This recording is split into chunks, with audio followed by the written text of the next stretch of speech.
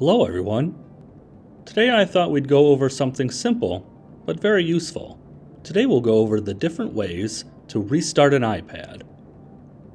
Like most technology, this will sometimes help you if the device isn't acting correctly. You'd be surprised how often restarting solves an issue. The first and most common way to reboot an iPad is to hold down the power button.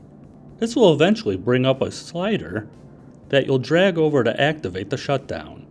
You'll hold the power button down again to restart the device.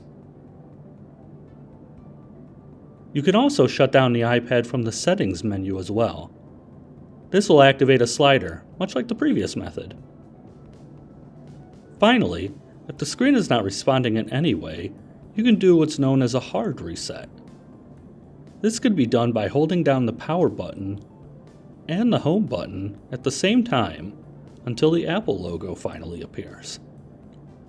This would be good to try if the device is non-responsive. Give it a try.